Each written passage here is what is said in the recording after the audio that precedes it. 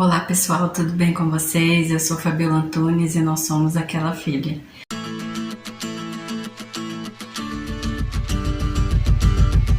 E aí, já fez seu devocional hoje?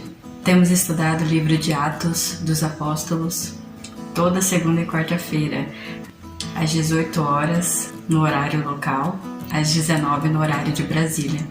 Estamos no capítulo 5 e hoje nós veremos a segunda parte desse capítulo.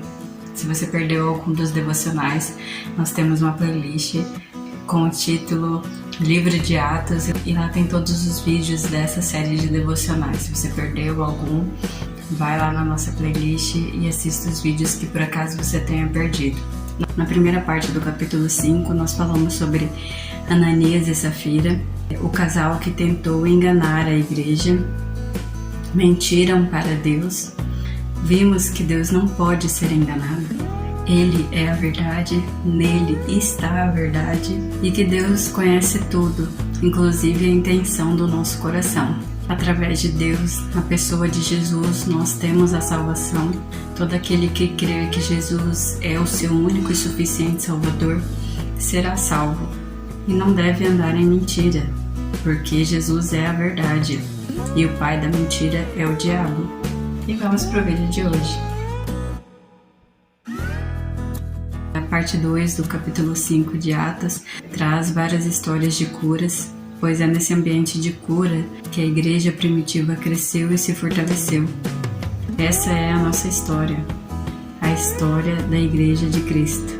Vamos ler os versos 12 ao 16, que diz assim: Os apóstolos realizavam muitos sinais e maravilhas entre o povo.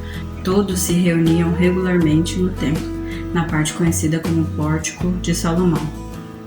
Quando se reuniam ali, ninguém mais tinha coragem de juntar-se a eles, embora o povo os tivesse em alta consideração. Cada vez mais pessoas, multidões de homens e mulheres criam no Senhor. Como resultado, o povo levava os doentes às ruas em camas e macas para que a sombra de Pedro cobrisse alguns deles enquanto ele passava. Muita gente vinha das cidades ao redor de Jerusalém, trazendo doentes e atormentados por espíritos imundos, e todos eram curados. O primeiro ponto que o texto traz, os apóstolos se reuniam regularmente no templo. Na segunda parte do capítulo 4 de Atos, a igreja orou pedindo coragem para que eles não tivessem medo de falar de Jesus. Vemos o resultado dessa oração, pois agora eles se reuniam no templo regularmente. E era importante eles se reunirem ali no templo junto com os outros judeus, porque eles não estavam adorando um Deus diferente, eles estavam adorando o mesmo Deus. Só que os judeus não criam que Jesus era o Filho de Deus, o Messias prometido. Até porque eles tinham medo de perder o poder que eles tinham, de serem aniquilados pelo Império Romano. Os líderes judeus tinham privilégios que o resto dos judeus não tinham, então eles não queriam perder esse poder. O segundo ponto que nós vemos também nesse texto é que as pessoas tinham medo de se juntarem aos discípulos, aos apóstolos no templo, mesmo considerando os apóstolos pessoas importantes, eles não queriam juntar-se com eles ali no templo. Por que isso acontecia? Antes de responder essa pergunta, vale lembrar que o povo considerava os apóstolos pessoas importantes, tinham respeito pelos apóstolos, porém eles tinham medo dos líderes judeus.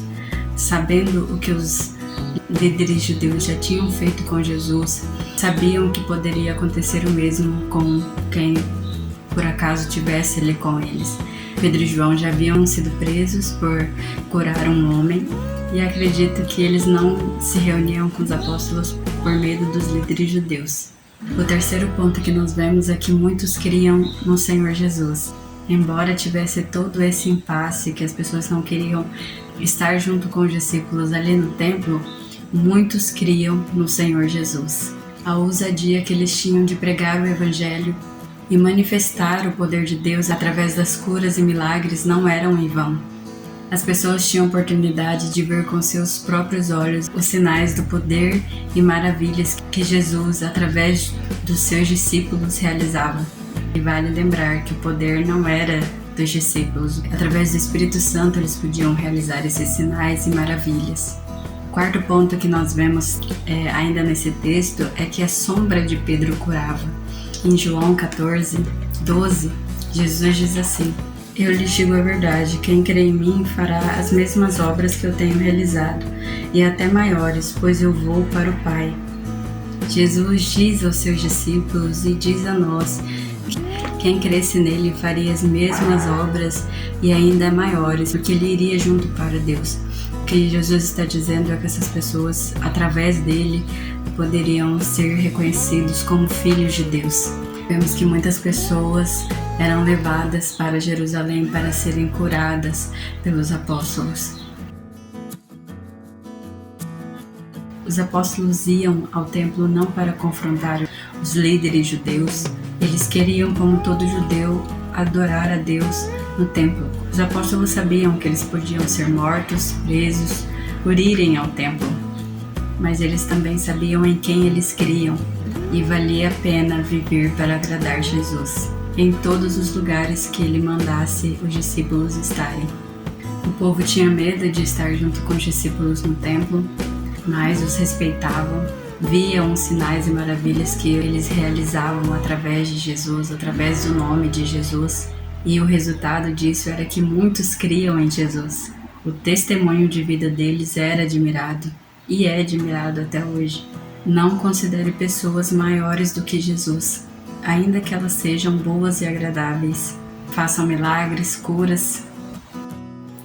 Apenas Jesus é o Senhor e Ele é o único que merece e deve ser louvado, engrandecido, adorado, exaltado.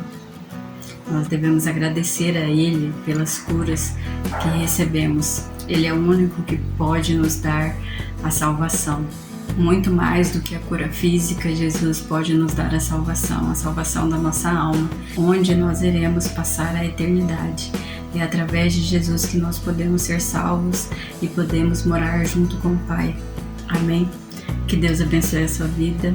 Se você perdeu algum vídeo do livro de Atos, nós temos uma playlist aqui no nosso canal, o livro de Atos.